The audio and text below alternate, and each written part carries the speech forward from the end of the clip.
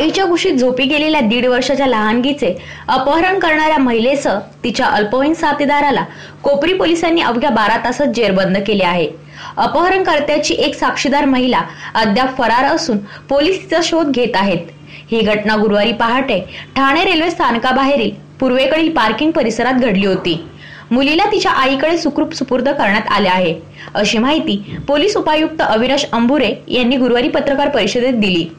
ठाणे स्थानकाच्या फलाट क्रमांक 10 बाहेरील पार्किंग क्षेत्रात आपल्या 2 लहानग्या मुलांसह झोपी गेलेल्या राधा अंबादास मुळेकर वय वर्ष 27 या कचरा वेचक महिलेच्या 1.5 वर्षीय पूजा या लहानगीचे पहाटेच्या सुमारास अपहरण झाल्याची माहिती कोपरी पोलिसांकडे आली।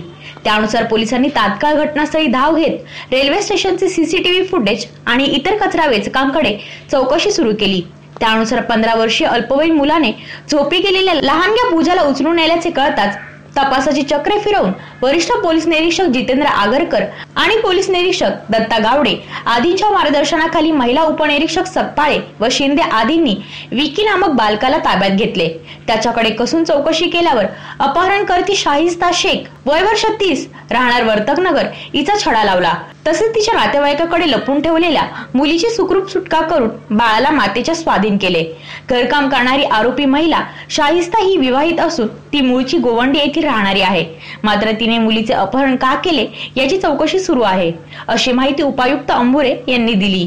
दिनांक 11 तारखेला राधा मुळेकर नावाची महिला आहे, ती कचरा वेचण्याचं काम करते। तर तिचे 2 मुलं आहेत, एक पूजा नावाची 1.5 वर्षाची मुलगी आहे। तर ती झोपलेली असताना 1.5 वर्षाची जी मुलगी पूजा आहे तिला साधारण रात्री 2 ते 2:30 वाजताच्या दरम्यान ती नाही असल्याचं कळालं। त्याच्यानंतर मग तिने पोलिसांना कळवले।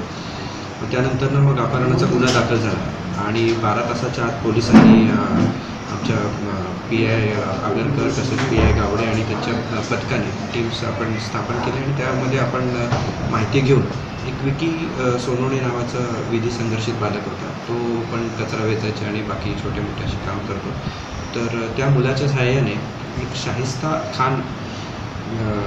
शाहिस्ता शेख नावाची जी महिला आहे हिच्या ताब्यात त्यांनी त्या बाळाला दिल्याचे निष्पन्न झाले आणि त्यावरून आपण त्या विकी सोनवणे जो विधी संघर्षित बालक आहे त्यालाही आपण ताब्यात घेतलेला आहे।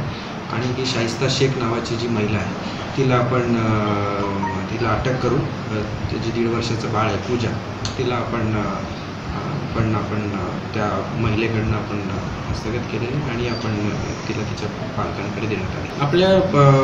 आपली जी पथक आपण स्थापन केले होते ते आपल्या PI आगरकर, PI गावडे तसेच PI सकपाळे शिंदे यांनी आपण पूर्ण CCTV फुटेज पण देखील चेक केलेलं आहे।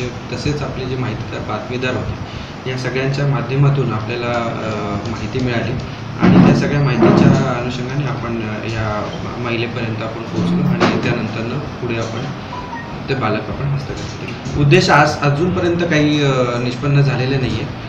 आता तपासामध्ये आता जस्ट तिला आपण 1 तासापूर्वीच आपण ताब्यात घेतलेलं आहे। पुढील तपासामध्ये आपण इन्व्हेस्टिगेशनमध्ये आपण आपल्याला जे आहे आपल्याला ते निष्पन्न अजूनपर्यंत सध्या तसं काही मुलं पळवण्याची गँग वगैरे असल्याचे सध्या तरी अजून काही आपल्याला अजून तपासामध्ये प्राथमिकदृष्ट्या काही अजून निष्पन्न झाले नाही, परंतु तपासामध्ये आपण पुढील तपासामध्ये आपण आता इन्व्हेस्टिगेशनमध्ये आपण त्याची कस्टडी घेऊन आपण सध्या आपण काहीच त्याबद्दल अजून, कारण आपण जस्ट आपण तिला ताब्यात घेतले त्यामुळे प्राथमिकदृष्ट्या तरी अजून काही आपण त्याविषयी बोलू नाही शकतो। जो विधी संघर्षित बालक आहे विकी सोनवणे तो तर कचरा वेचण्याचं काम वगैरे करतो आणि तिथे बरेचसे जे असे कचरा वेचण्याचे वगैरे काम करतात ते रेल्वे स्टेशनच्या बाजूला जे प्लॅटफॉर्म वगैरे आहे तिथे बरेचसे लोक राहतात आणि मग तिथे तिथले जे 1-2 लोक आहेत त्यांच्या संपर्कात तो आल्याने आणि त्यांच्या माध्यमातून त्यांनी ते बालक या महिलेच्या ताब्यात दिल्याचे प्राथमिकदृष्ट्या दिसून येते।